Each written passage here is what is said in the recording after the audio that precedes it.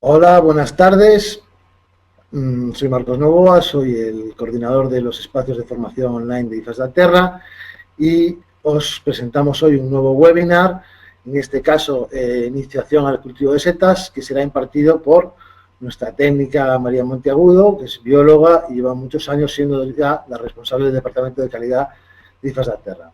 Estamos grabando esta sesión y al terminar la editaremos y os la enviaremos por mail y podéis hacer dentro de la aplicación, veis que hay un espacio para hacer preguntas, ahí nos podéis hacer preguntas y al final del webinar yo se las iré planteando a María. Por lo tanto, María, te dejo ya con el webinar y nos vemos al final. Un saludo.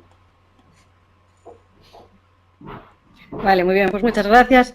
Buenas tardes a todos y bueno, pues empezamos entonces con la iniciación al cultivo de setas. Vale, pues para empezar, como no sé el conocimiento que tenéis de setas, lo que quería es empezar introduciendo conceptos que son importantes, sobre todo porque normalmente se confunde el término hongo y seta, entonces quería aclararos un poco estos términos. Para poder avanzar, porque también es importante que si nos vamos a dedicar a cultivar setas, tanto sea en casa como con ideas de tener un pequeño negocio, pues es importante familiarizarnos con los términos.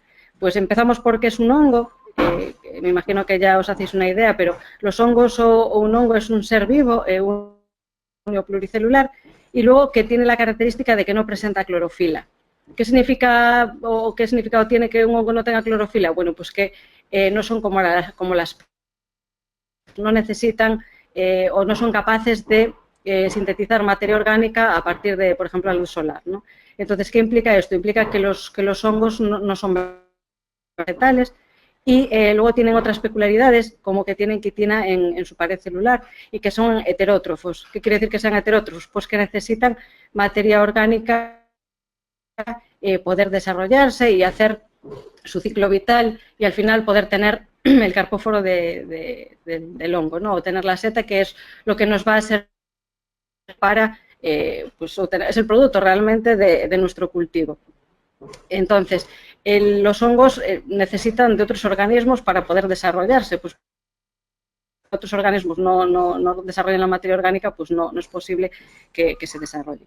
Entonces, esto sería el concepto de hongo, que es un término amplio que abarca pues, muchos tipos de seres vivos. Y luego está lo que es la seta o carpóforo, que es el cuerpo fructífero de algunos hongos. Es realmente la parte aparente del hongo. De hecho, en alguna ocasión nos habremos fijado en los hongos gracias al cuerpo fructífero, que aparece bien sea en el bosque o en cualquier sitio donde haya materia orgánica, ¿no?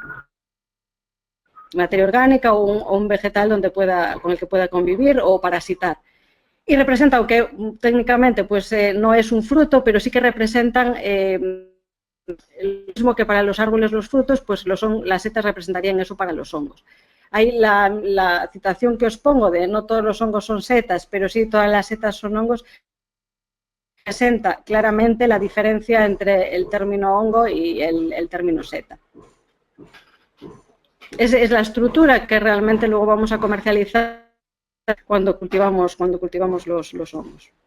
En el caso de comercializar seta fresca o seta deshidratada. Ya hemos hablado de qué es un hongo, que es la seta, y aquí veis las partes de la seta, que es una diapositiva muy evidente, pero bueno, es importante hablar de estas estructuras porque, como os digo, a la hora de cultivar seta vamos a manipularla y es importante conocer qué tenemos entre manos. Entonces veis ahí, la seta está formada por un sombrero. Ya sabéis que las setas normalmente tienen esa forma de paraguas, donde hay un sombrero que tiene una estructura debajo, que es el himenio, que porta la estructura reproductora del hongo. Porta las esporas, son estas esporas las que van a permitir que nuestro hongo pues, se desarrolle y que nuestra seta luego fructifique, porque es la estructura reproductora, ¿no? Son las células que van a dar lugar a nuevos hongos. Luego tenéis está el pie, que es la estructura que sostiene el sombrero, y toda la estructura de seta es una estructura filamentosa, que es lo que llamamos hifas. ahí en la parte de la derecha esa imagen donde podéis ver que todo el cuerpo de la seta son filamentos, y estos filamentos son lo que llamamos hifas, y unidas entre ellas dan lugar al micelio.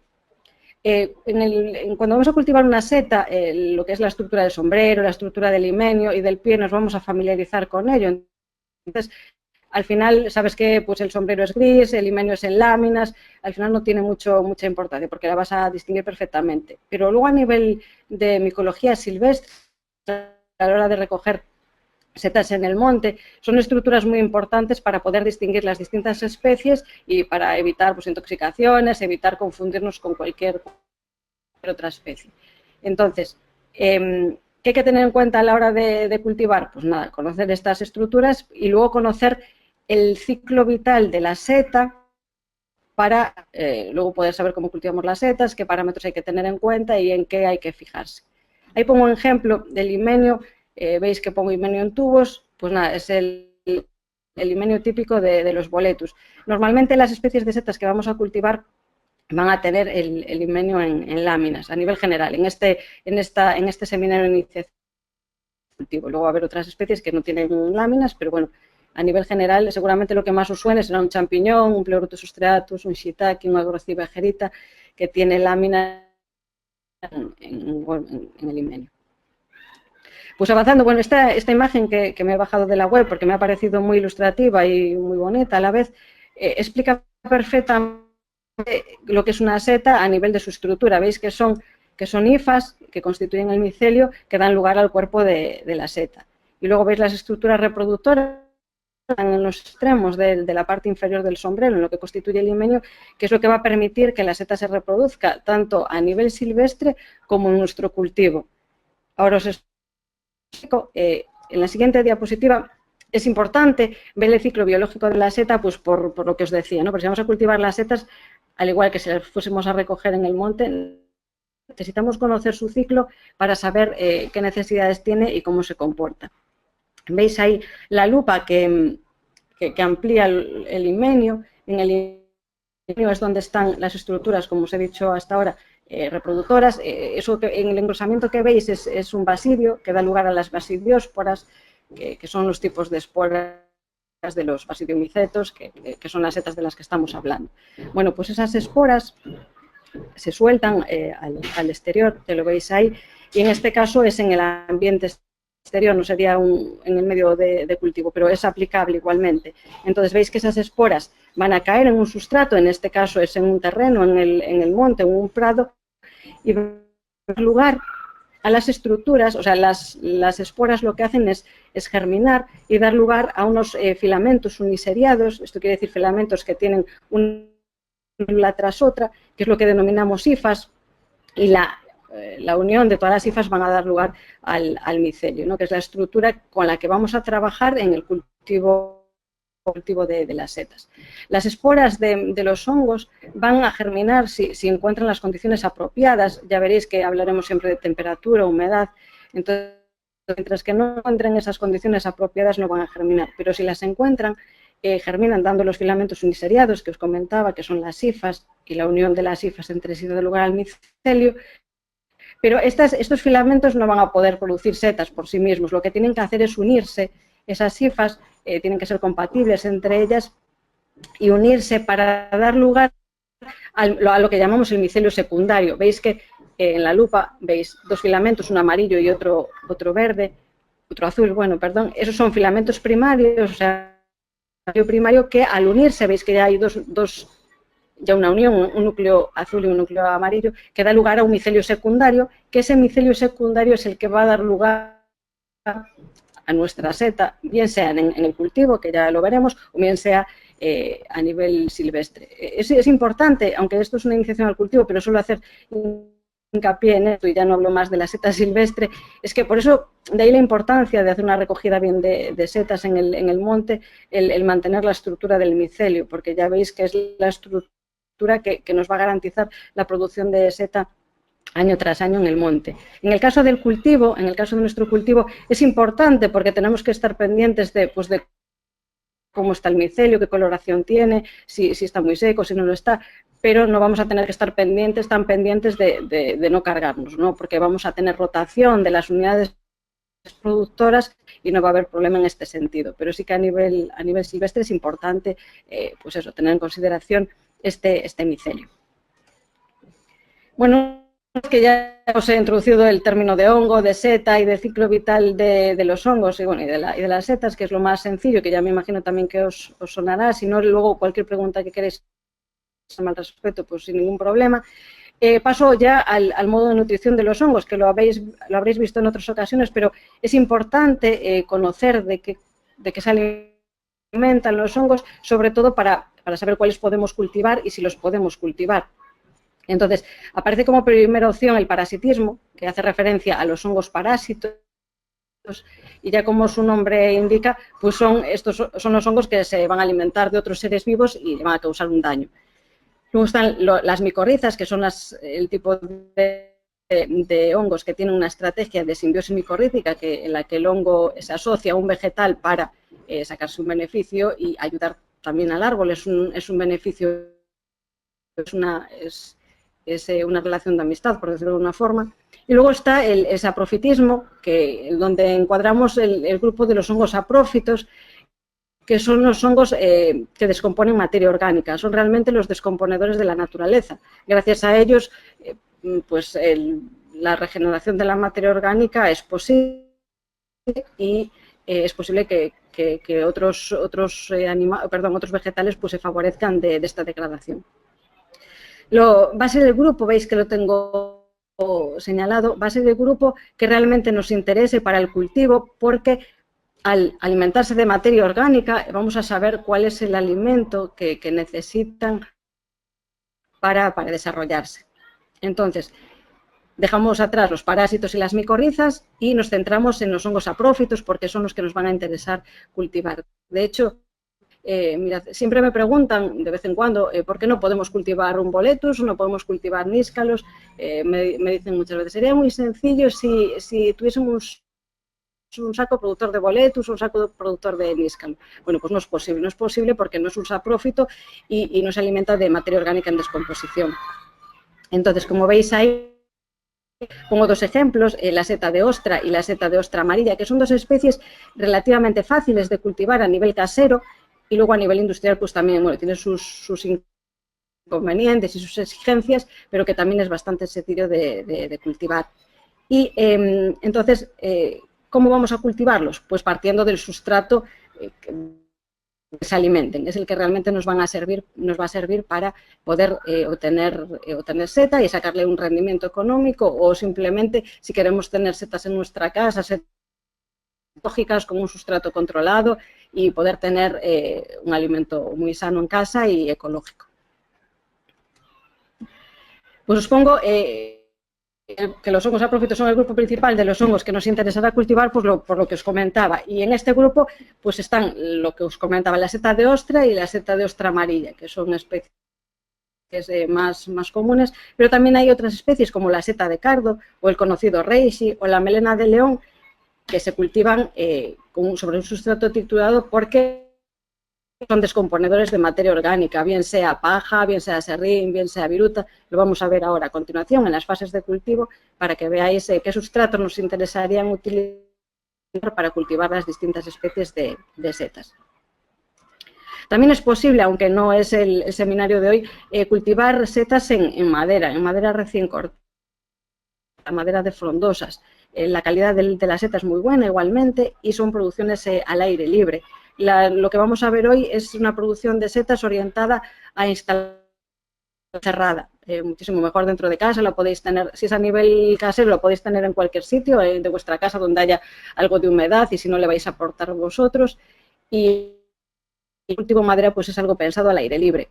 Lo que vamos a ver hoy no lo deberíais tener al aire libre, pues porque, salvo que esté protegido, pues porque no debe mojarse en eso con el agua de lluvia, o no debe darle el sol. Ahora os voy a ir diciendo. Entonces, una vez que ya hemos dejado atrás todos estos conceptos, hablaros un poquito del cultivo de los hongos, de la historia. que sepáis que se pasó, a lo contrario de lo que pueda parecer, se pasó de recolectar a cultivar primero en troncos cortados antes en sustrato triturado. Lo que se hacía era un cultivo rudimentario donde la gente que vivía en sus aldeas aprovechaba troncos que estaban produciendo sed para colocarlos cerca de otros troncos en su casa y tener producción de la seta de interés. Por ejemplo, con el shiitake o con otras especies se hacía muy habitualmente. Entonces, que veáis que desde el año 600 ya hay cultivo de alguna especie de hongo en madera hasta el año 1650, que es cuando se empieza ya a hacer experimentos con piñón y se cultiva. Os pongo ahí las ventajas del cultivo. Hay que destacar que cultivar setas tiene ventajas frente a la recolección silvestre, por ejemplo.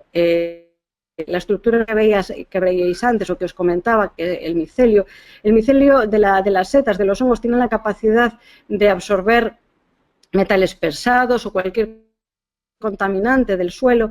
Entonces, ¿qué ventaja tiene, por ejemplo, el cultivo de hongos frente al silvestre? Pues que vamos a controlar la composición del sustrato y a la vez se traduce en la composición del micelio. Vamos a obtener micelios limpios que se traducirán en setas también limpias. O sea, los sustratos están controlados, no tienen metales pesados ni ningún contaminante que luego nosotros nos podamos llevar a nuestro organismo, ¿no? Es un alimento muy sano, pero hay que controlar el sustrato en el que crece. Por un lado, esa es una de las ventajas. Otra de las ventajas evidentes también es la eficacia en la producción. Vamos a tener una producción controlada, con unos kilos controlados, vamos a saber cuánto vamos a producir, qué vamos a producir. Y lo que vamos a evitar también, por ejemplo, es las intoxicaciones. Nosotros vamos a conocer perfectamente la seta que vamos a cultivar y no va a dar pie a que nos engañemos con una seta que igual en el campo sí que dudaríamos. Pues esas serían las ventajas, así más a grosso modo, de un cultivo. Controlar el sustrato sobre el que crece la seta, que va a traducirse en una seta de calidad, ecológica y controlada, su producción, y luego en la eficiencia de esa producción, sabiendo lo que vamos a recolectar, cuándo lo vamos a tener, qué cepa vamos a tener, y tener controlado pues, la producción de nuestra seta. Comentaros también, que no os he dicho, pero bueno, que las micorrizas también son susceptibles de ser cultivadas. No sería un cultivo propiamente dicho, pero sí que podríamos potenciar la producción de boletus o de níscalo en el monte.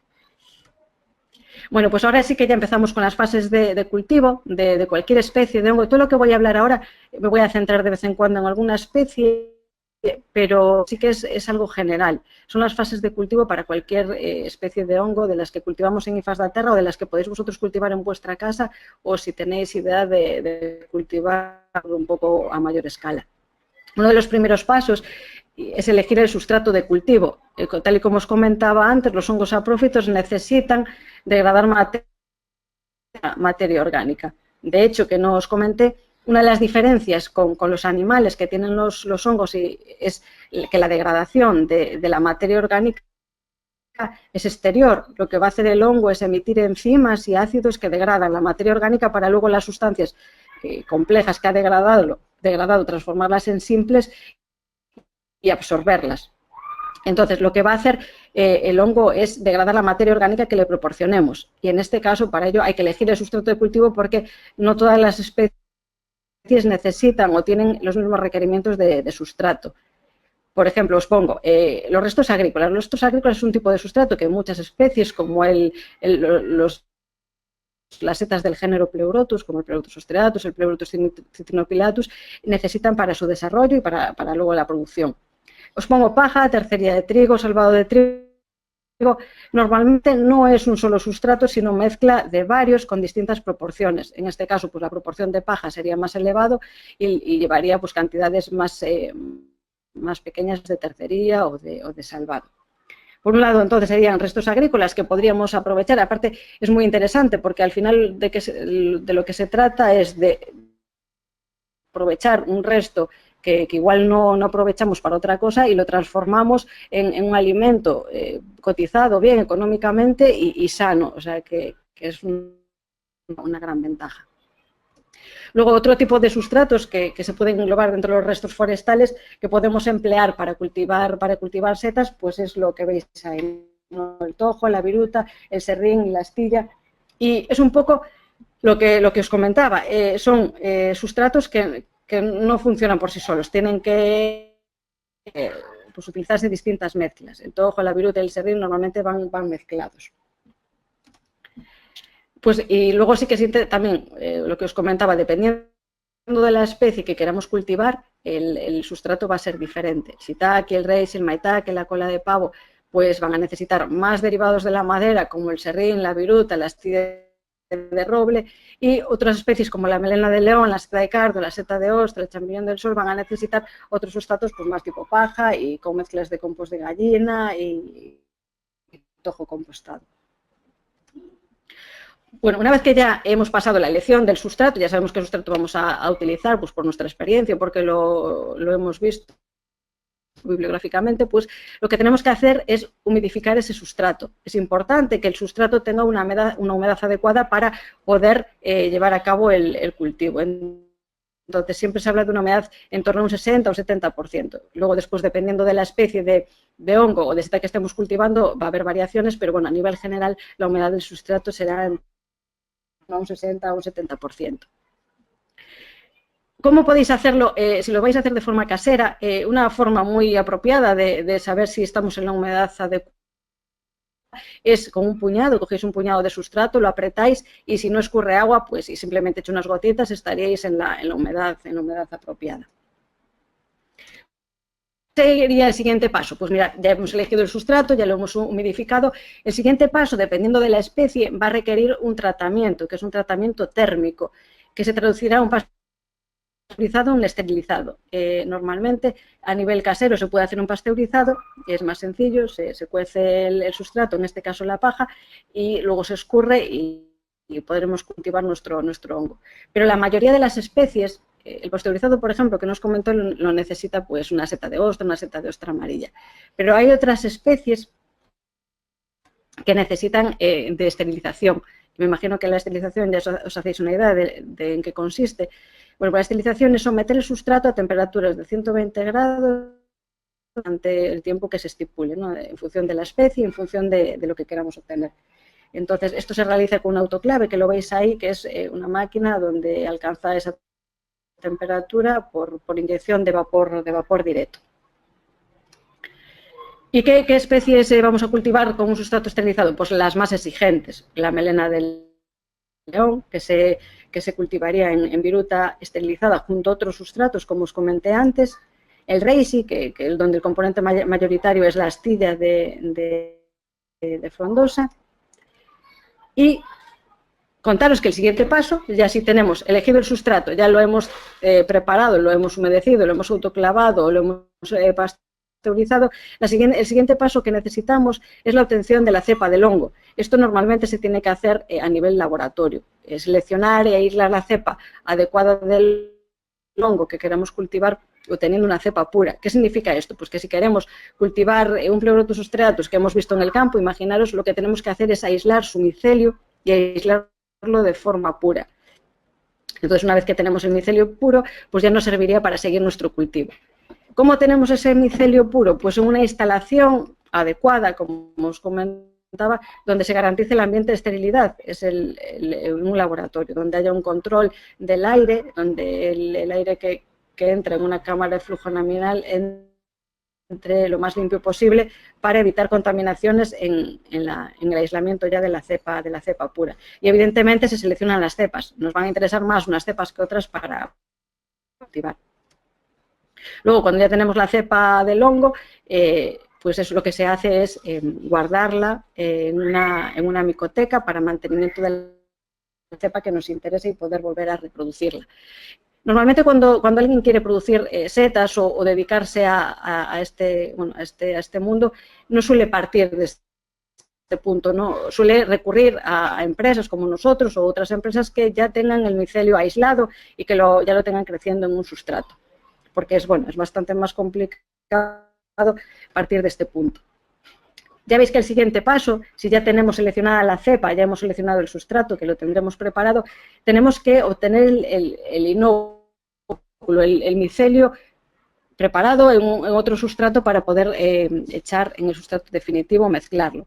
Entonces, lo que tenemos que hacer es hacer crecer nuestro micelio, que ya lo veis ahí, la cepa pura, en algún sustrato inicial. En este caso, imaginaros en grano de trigo. Luego, una vez que ya tenemos el grano de trigo con el micelio, lo que se hace es mezclarlo con el sustrato pasteurizado o esterilizado que hemos preparado con anterioridad. Esta fase de inoculación, donde mezclamos el micelio en grano con el sustrato, tiene que hacerse también en una sala habilitada para ello. No podemos hacerlo en cualquier sitio porque se nos va a contaminar, porque es lo que os comentaba antes. El tratamiento térmico que se le da al sustrato, tanto sea una pasteurización como una esterilización, se hace con la finalidad de evitar competidores, evitar otras esporas de otros hongos que compitan con nuestro cultivo e impidan el desarrollo de nuestro micelio o haga que nuestro cultivo vaya más despacio. Entonces veis ahí donde hay una sala de inoculación que tiene que reunir unas características que son evidentes. Aislamiento del ambiente exterior para evitar contaminaciones por esporas, pues controlando el aire que entra. El aire tiene que ser limpio y no estar cargado de esporas. Luego el acceso debe ser único a las personas que realizan el proceso, no debe entrar cualquiera, y la vestimenta de los cultivadores también tiene que ser adecuada. Tienen que las batas estar limpias, los gorros, las mascarillas y renovarlas cada cierto tiempo. Tras la inoculación que se realiza en el mezclado, bueno, no os comenté, pero ya me imagino que os habéis hecho una idea que la inoculación es la mezcla del micelio con el sustrato. Vale, eso se ha hecho en una sala y una vez que están inoculados se pasa a otra sala, que es la sala de incubación para realizar la fase de incubación. En esta fase lo que sucede es que el micelio degrada el sustrato sobre el que está creciendo y avanza. Este periodo va a constar de más o menos 15-20 días, el tiempo que le va a llevar al micelio en colonizar el sustrato. Ya lo veis ahí en la fotografía. Desde que se ha inoculado hasta que está completamente incubado, pasan aproximadamente de 15 a 20 días. Ya veis que el saco se tiene que poner completamente blanco.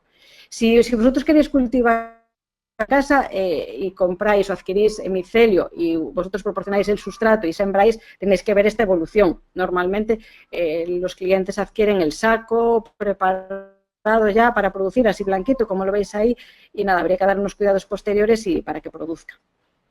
Veis a la derecha también la sala de incubación. La sala de incubación tiene que tener unas características determinadas, donde, bueno, no es necesaria la iluminación. Ya veis que os pongo, hay unos parámetros, la temperatura, la humedad, la iluminación, la ventilación, son parámetros a tener en cuenta en cualquier cultivo y en todas las fases. En la fase de inoculación es más importante la limpieza, la asepsia y que el sustrato esté bien tratado, pero en la fase de incubación y la fase de producción van a intervenir más la temperatura, la humedad, la iluminación y la ventilación. Van a ser factores importantes para que nos produzcan el saco que acabamos de cultivar o la tandada de sacos que acabamos de producir.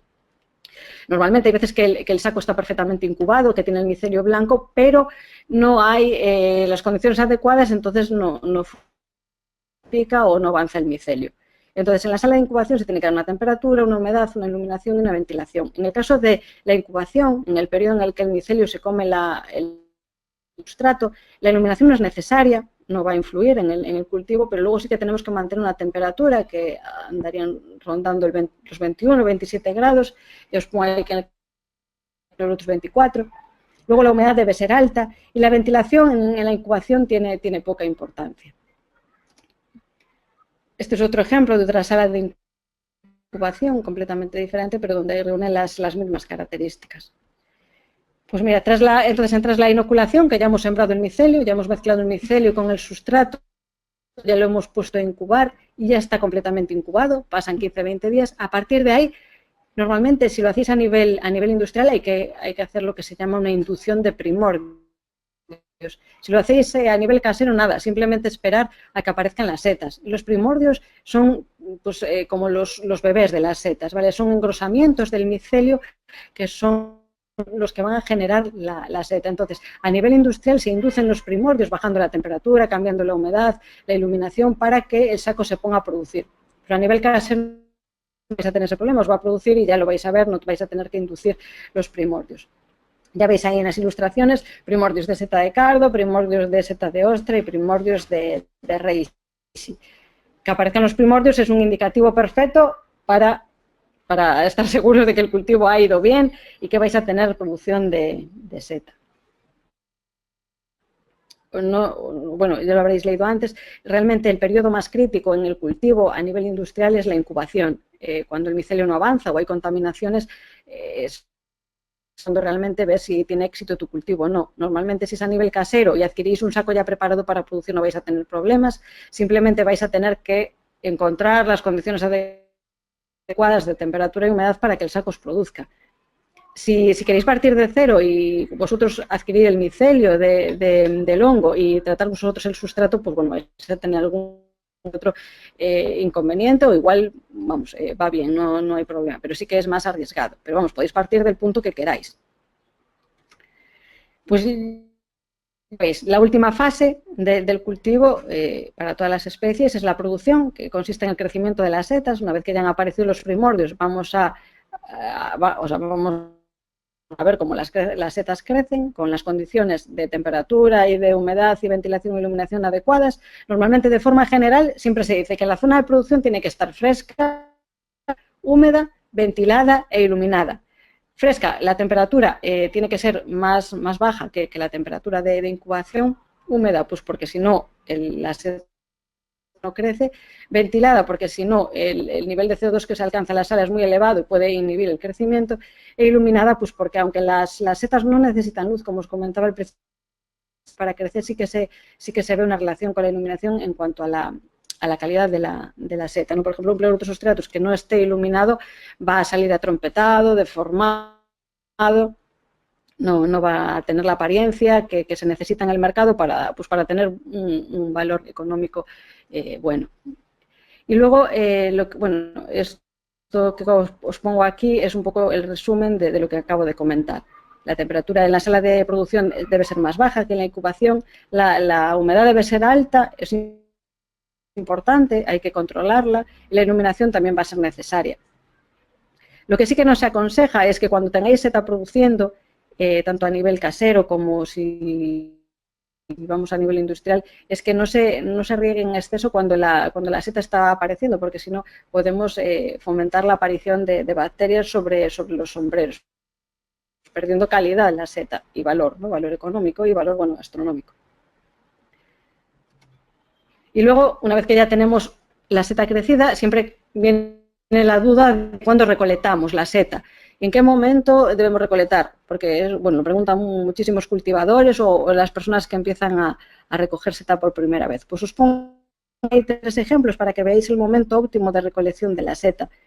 El sombrero no debe estar ni excesivamente cerrado ni excesivamente abierto. Ya veis ahí el momento óptimo cuando el sombrero está ligeramente abierto para recoger la seta. Ahí también os pongo lo que os comentaba antes, que tenemos que bajar la humedad para evitar la aparición de bacterias. Bueno, pues hemos pasado por todas las fases de cultivo y finalmente ya tenemos lo que nos interesa, que es la seta recolectada para poder comercializarla. Y luego lo que os pongo aquí finalmente es las instrucciones del uso de un saco productor. Si, como estuvimos hablando hasta ahora, o como os estuve comentando yo, si realmente quisierais vosotros tener un saco preparado para producir, ya veis ahí, lo veis un saco que está cerrado, el segundo empezando por la izquierda, y lo que tendréis que hacer si lo queréis tener en vuestra casa es esperar a que aparezcan los primordios. Veis esa estructura que señala la flecha que pone primero, esos serían los primordios, esperar a que aparezcan y una vez que aparezcan tenéis que realizar un corte, ya lo veis ahí señalado, para que la bolsa ventile y pueda fructificar la seta y salir hacia afuera. Y en el tercer paso ya veis que tenéis la producción de seta. Normalmente es bastante sencillo. Antes de la primera producción casi nunca hay que regar, simplemente ponerlo en un sitio ligeramente húmedo y limpio y ya es la primera producción. En la segunda producción normalmente tenéis que humedecer ligeramente el saco o al menos conseguir un ambiente húmedo para que tengáis producción de seta. Yo sé que a nivel casero la humedad relativa del ambiente es bastante complicada de conseguir, entonces para ello es mejor estar vaporizando con vaporizador agua sobre el saco, o si estás excesivamente seco, introducirlo en un recipiente con agua para embeberlo y luego sacarlo y que adquiera la humedad que sea necesario para producir. Tenéis que siempre tener muy en cuenta, que el saco, si está blanco, si está muy blanquito, no va a tener ningún problema. Si tarda en producir la seta es porque no tenemos las condiciones adecuadas para que fructifique la seta, pero el hongo está ahí y está perfecto. ¿Cuándo podemos preocuparnos? Cuando vemos coloraciones extrañas en el sustrato y que no corresponden con el blanco que estáis viendo ahí. Bueno, y luego para terminar, contaros por qué se cultivan los hongos saprófitos, que ya me imagino que os haréis una idea. Sabéis que las setas tienen pues unas propiedades nutritivas buenas, o sea, tienen bajo contenido en grasas, elevado contenido en proteínas, minerales, aminoácidos, entonces se cultivan por sus cualidades nutritivas, evidentemente, y luego por sus usos terapéuticos. Ya sabéis que determinadas especies muchas especies tienen propiedades terapéuticas, como el caso del reishi, del maitake, y por eso también es muy interesante su cultivo. Bueno, y hasta aquí voy a parar ya para que hagáis todas las preguntas que queráis y nada, y muchas gracias por estar ahí. Y ahora doy paso a Marcos. Muy bien. Una gran exposición, María, muy didáctico y pedagógico. Creo que ha quedado tan claro que no, en principio, nadie nos está planteando ninguna pregunta. Ahora aparece. Muy bien. Nos pregunta Gonzalo, ¿qué tipo de cultivo resulta más fácil y requiere menos conocimientos y cuidados? ¿El cultivo en sacos o en troncos o con pellets? Nos pregunta, sí.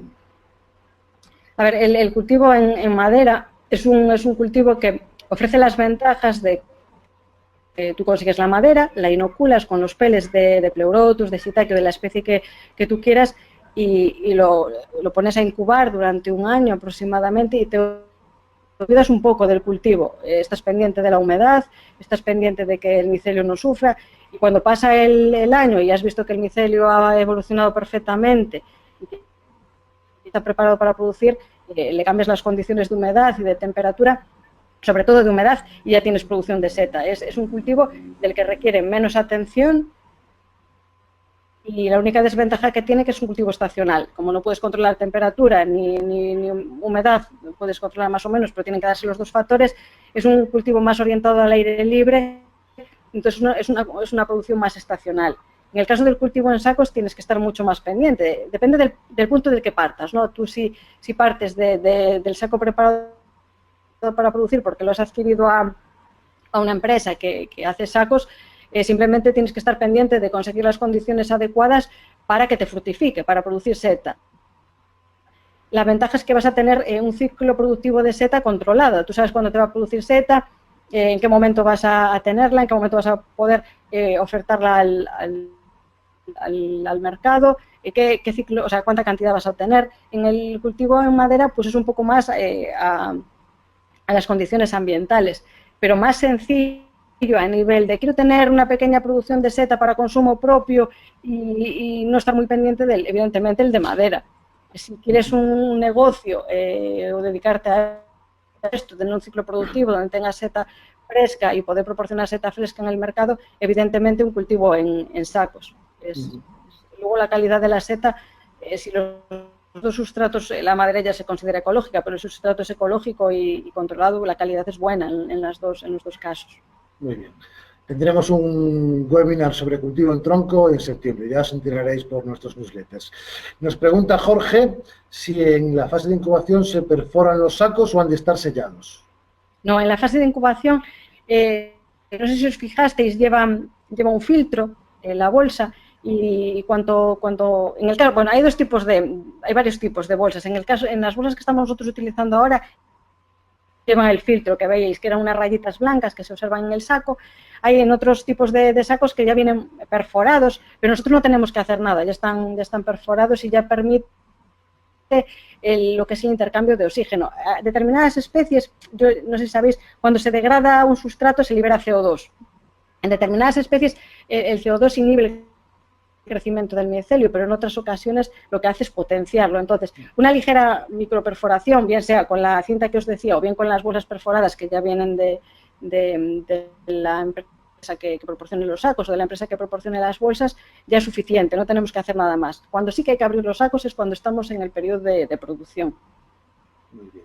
Vale, Eric nos hace un comentario que hicieron un cultivo de seta de ostra en pozos de café tratados con cal y durante la inoculación se desarrolló con normalidad, pero al abrirlos ninguno de ellos fructificó. Supongo que nos pregunta el qué pudo haber pasado en ese caso, ¿no?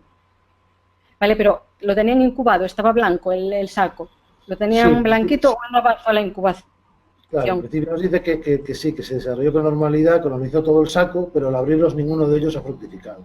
Bueno, Igual, pues está claro que lo que pasó es que no tuvo las condiciones adecuadas de humedad y temperatura, ventilación y demás. Es lo que comentaba antes. Si el saco está blanco, el micelio está ahí.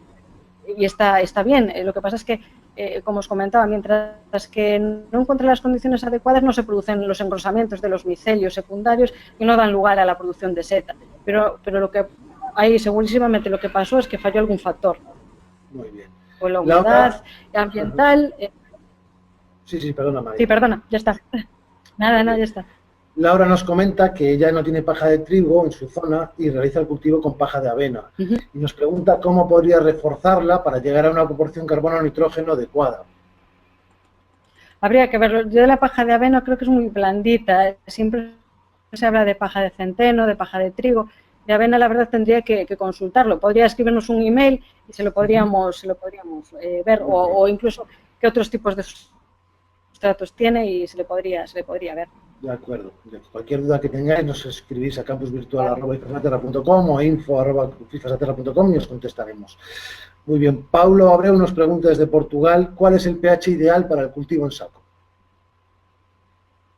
Depende de la especie. Si hablamos, por ejemplo, de Pleurotus ostratus, está en un torno a un 6, un 6,5. Normalmente tiran hacia pHs más básicos que ácidos. Depende de la especie, pero el cultivo más generalizado, que es el de Pleurotus ostratus o el de shiitake requiere un poquito más de acidez que el Pleurotus ostratus, pero normalmente en torno a 6, 6,5, 5, el shiitake. Entonces, siempre es aconsejable, no lo he comentado, pero porque tampoco sé en las zonas de España que se está o en las zonas del mundo en que se está, pero normalmente hay que basificar un poco el sustrato añadiendo carbonato cálcico, porque el Pleurotus ostratus, por ejemplo, necesita un pH un poquito más alto.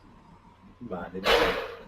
Mira, Martín nos pregunta si para una producción industrial al principio se podría pasteurizar en las primeras fases hasta abaratar costes para poder financiar un autoclave antes de esterilizar. O sea, hacer pasteurización en vez de esterilización. Depende de la especie que quiere cultivar. Como comentaba, hay especies como el Pleurotus ostratus que se puede utilizar en un sustrato pasteurizado o un sustrato esterilizado, no hay problema, pero en especies como el shiitake, el reishi, el maitake, el blasé, bueno, especies que necesitan, un monocaso blasino, que es otro tema, pero en el reishi, la seta de cardo, la melena, necesitan esterilización sí o sí, no le va a ir bien con una pasteurización. Claro. Pero lo que sí que puede hacer es pruebas en olla express para, pues bueno, claro, si quieren comprar un autoclave tendrían que buscar alguna subvención, que le ayudase una subvención o alguna forma de financiar el autoclave. Muy bien. Isabel nos pregunta si la cocina de casa es un buen lugar para hacer el cultivo de setas, si no disponemos de otro espacio. Sí, de hecho, muchas veces a nuestros clientes le aconsejamos que la cocina es un sitio ideal para tenerlo. Si no hay humedad ambiental, lo que hacemos es con un vaporizador humedecer la zona y ya está. También es cierto que si ves que en la cocina llevas el saco, lo has adquirido y pasa un mes y no produce, es que las condiciones no son adecuadas. Entonces es mejor llevarlo o meter un capacho con agua, un recipiente con agua, tenerlo, imaginaros, dependiendo de la humedad que tenga el sustrato, 5 o 10 minutos en agua y luego sacarlo para la cocina y debería producir sin problema. Si le aportamos humedad, cualquier sitio estaría bien para el cultivo de un saco que ya está preparado para producir, como es el caso del Pleurotus ostratus u otra especie. Vale. Juan Pérez nos pregunta que él ha visto que se hacen en botellas de propileno y se recolectan por arriba, a veces cultivos, y nos pregunta si se podía hacer en cristal en casa, de la misma manera. Sí, podría. Realmente el recipiente es un poco igual. Va a depender más de tus necesidades. Si quieres una producción casera en un recipiente de cristal, se puede hacer sin ningún problema. O sea, si el sustrato está bien pasteurizado, bien autoclavado, el micelio que se introduce en el sustrato es el adecuado y luego el ambiente es estéril, limpio y las condiciones son adecuadas y el micelio avanza bien sin problema. O sea, puede en cualquier recipiente.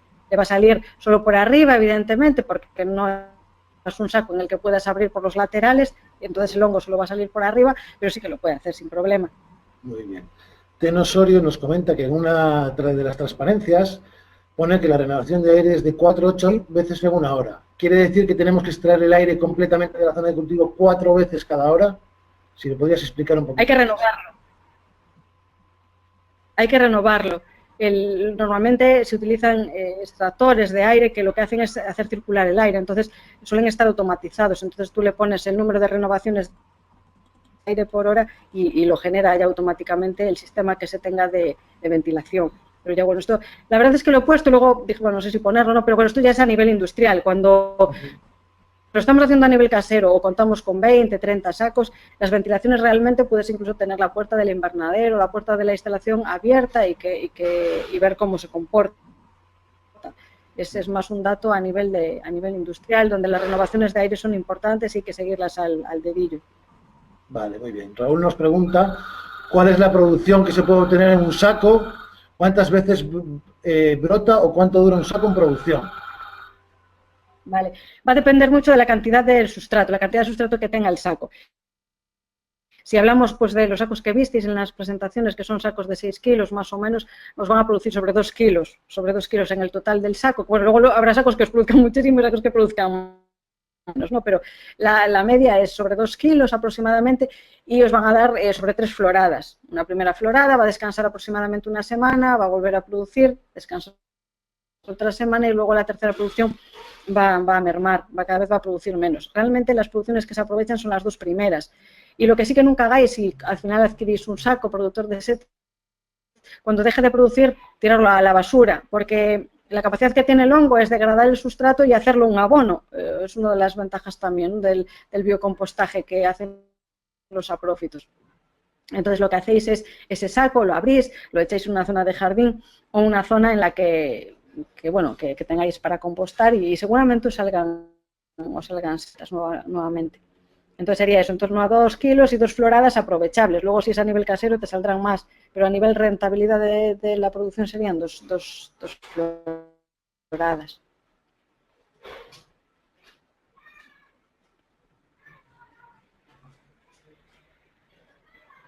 Perdona Marcos, no te oigo, no te oigo nada.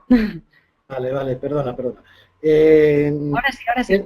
Sí, tanto Jorge como Yolanda nos hacen unas preguntas bastante complejas que prefiero, que me va a ser difícil plantearlas, por lo tanto os las contestaremos por escrito y lo siento chicos, pero en cuanto pueda María os las contestará por escrito y os llegará por mail. Y tenemos una última pregunta, que es ¿qué hacemos si en un saco nos aparece tricoderma? Es un problema.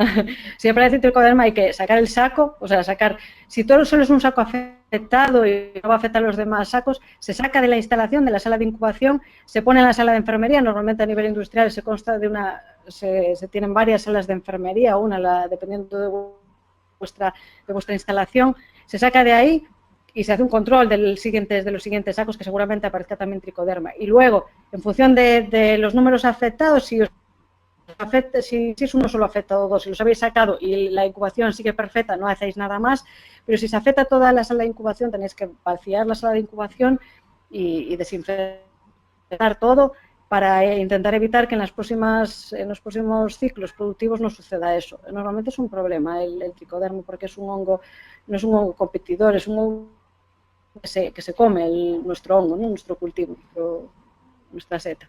Vale. Eric nos vuelve a preguntar y nos pregunta si hay alguna recomendación para esterilizar con cal.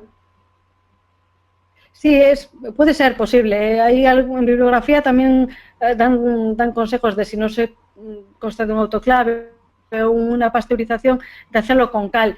Nosotros nunca lo hemos hecho y la verdad yo personalmente no te puedo decir cómo funciona, pero sí que lo he leído en la bibliografía de esterilizar con cal. Se puede intentar, porque esto es otra cuestión. Cada cultivador, cada persona que se dedique a esto puede experimentar lo que quiera con sus cultivos y luego aplicarlos. O sea que sí que es aplicable la esterilización con cal. Vale, muy bien. Ramón nos hace una pregunta personal que también se la contestaremos por email. Y con esto damos por finalizado el seminario.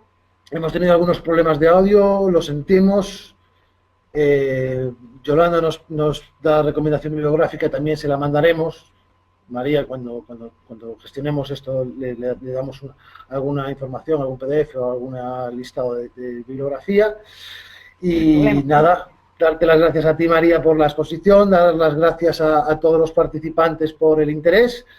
Y nada, la semana que viene editamos vídeo y os lo mandamos. Cualquier pregunta, ya sabéis, ya os he puesto ahí los correos para contactar con nosotros.